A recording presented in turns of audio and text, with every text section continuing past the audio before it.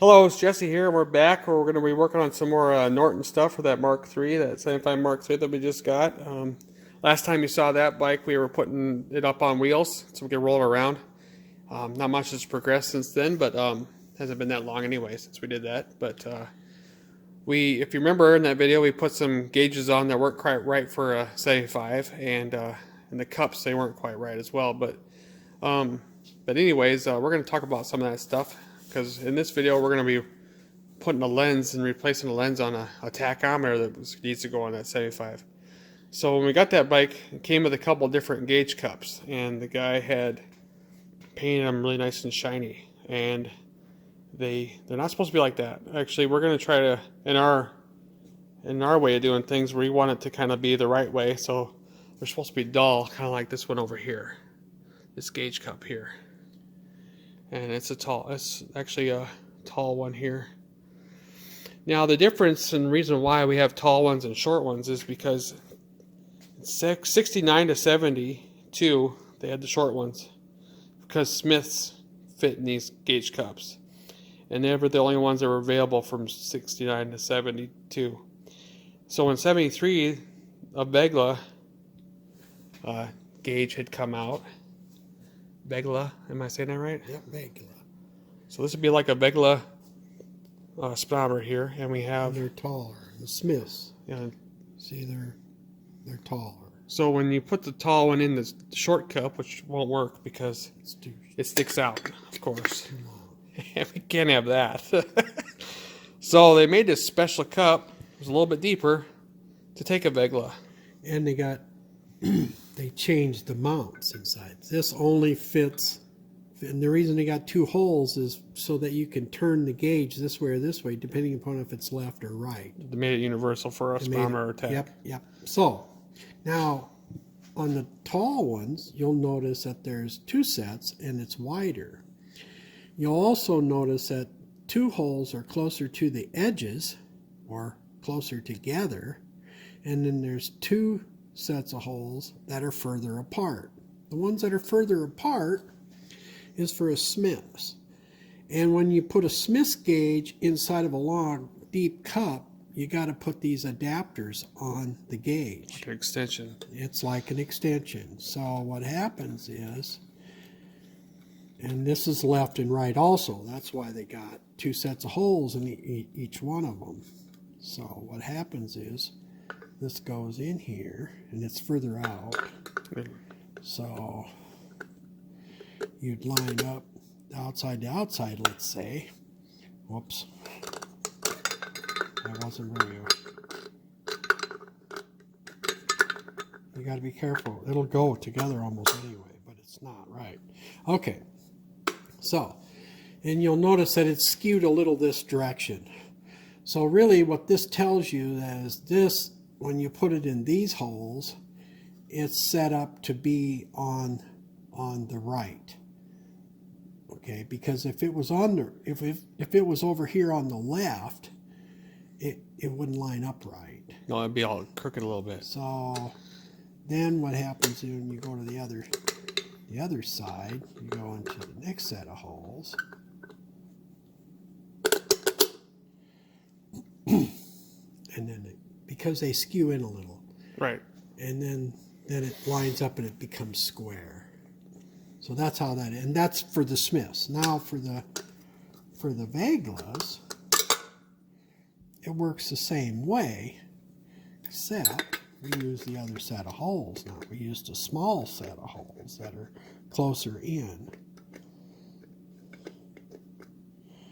Now there's nuts on here, so I didn't run them in far enough.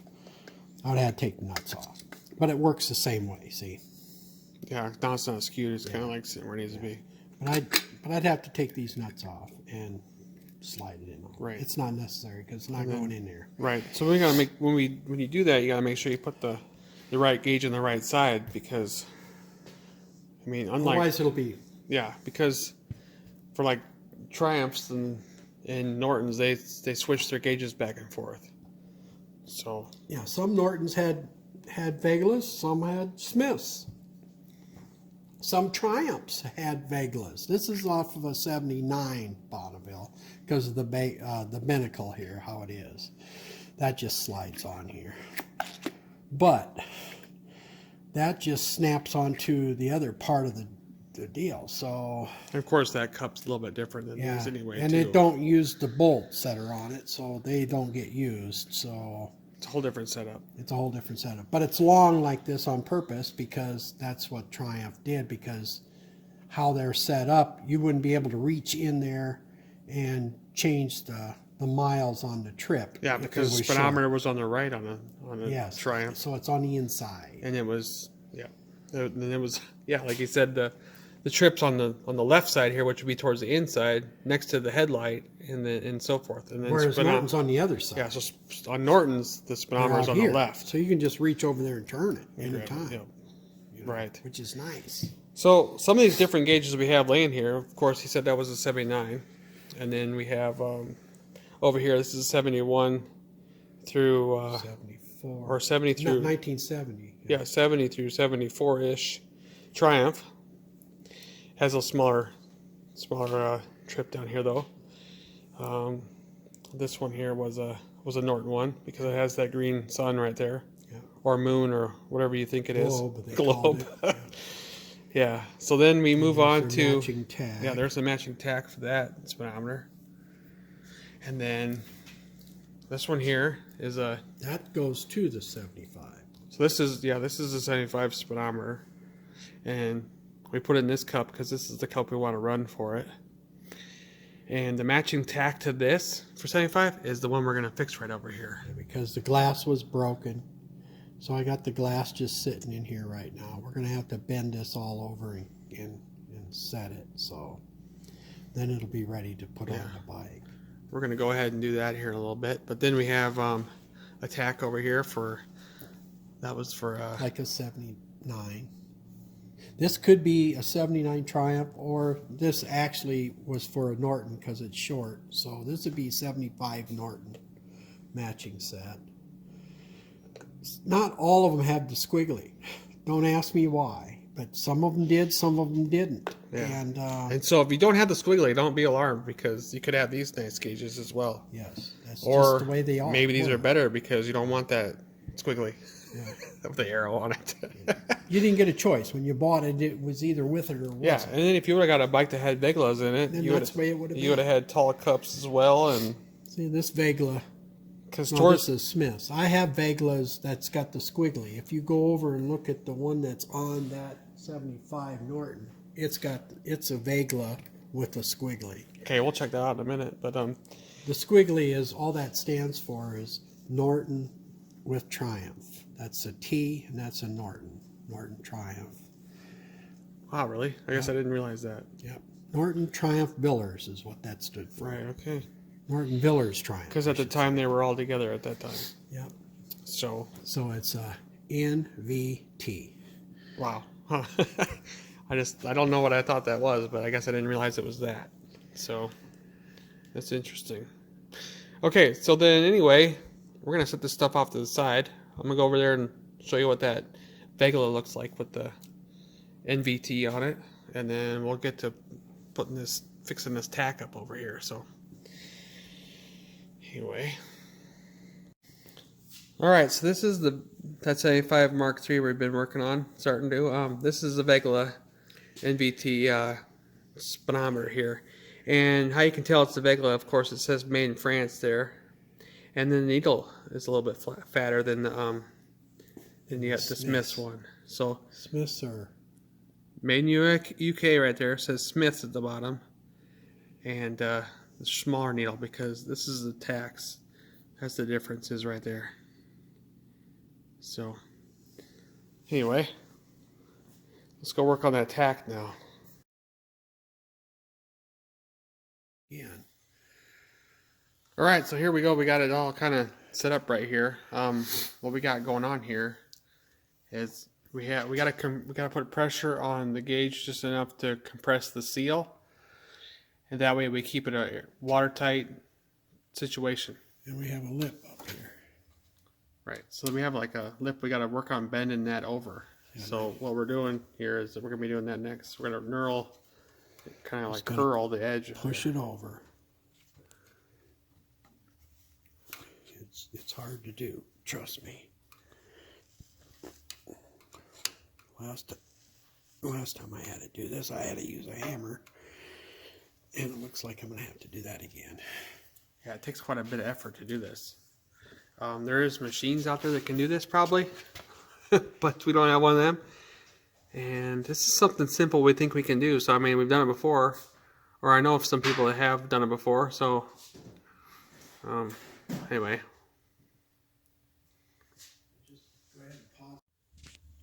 Alright, so we've started here for a little bit, and it's kind of a long process. So what we've been doing here is we've taken this punch here, and then we're just kind of like starting to curl the edge just a little bit.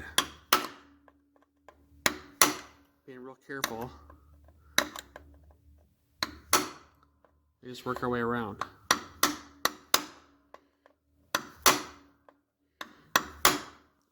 Just like that. Now I'm going to do about 4 spots like that, and then we can get rid of this. Okay, yeah, and then it'll be a little bit easier. So we're going to continue on with this, and then we'll come back and see what we got. Otherwise, it'd be kind of boring just to watch us pound on this thing. So anyway, we'll come back in a minute here.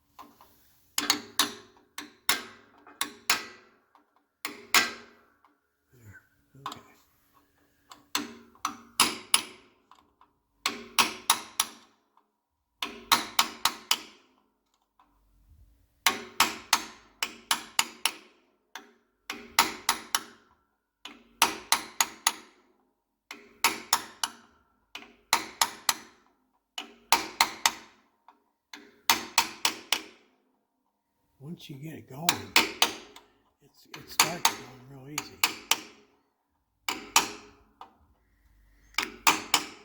Yeah, then when we get a little bit farther along here, we'll be able to take it off the press here and actually And then go we to can just lay it on there and just beat it down flat.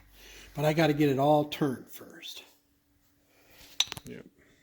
Yeah, we pretty much got it all kind of started here. We're just going to kind of clean it up now. And you got to use wood because wood's kind of forgiving and can absorb some of the pound and the pressure and all that stuff. Otherwise, you'll scratch it. That's the other thing.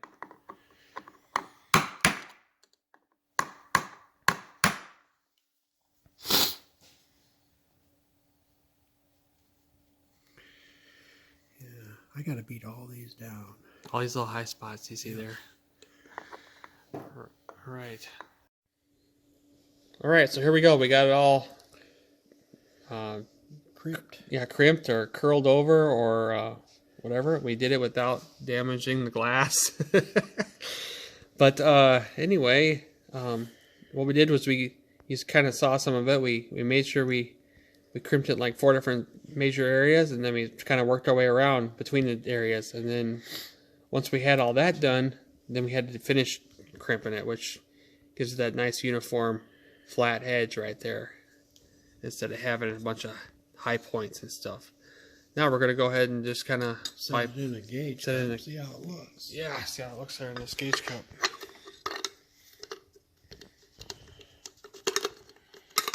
Provided you get the right holes.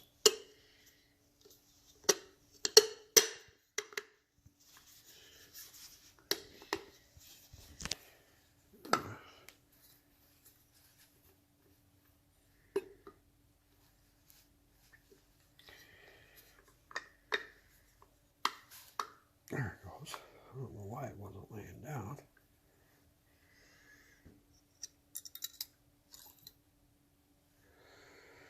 Let's put it on right, huh?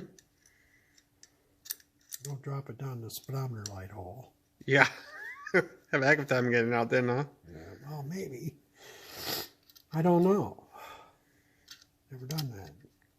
Normally it's on, the gauge cup's on the bike when I do it. Oh, yeah. And so Like that's mounted then already. it falls on the ground and gets lost. This way.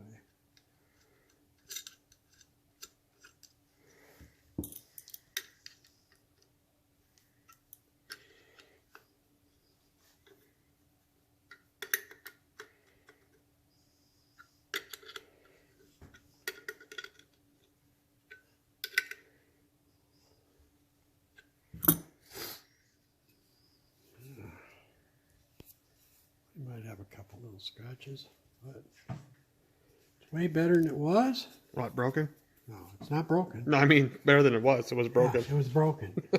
So, all right. Well, Now we got a matching set. there we go. I think they look pretty. I'll have to clean this up. It's just got dirt all over. Sure, I was just kind of looking at the edge there. I mean, it's relatively close to the same looking edge. Well, anyway, this turned out pretty good. So, hope you enjoyed watching all this, and I think that we're gonna have these ready for the bike here soon. So, all right. So we just got done putting them these gauges in these cups that were on the Norton there. So for now, anyway. But it turned out pretty good here. So anyway, so this kind of closes everything up. So I hope you enjoyed everything here, and we'll see you again soon.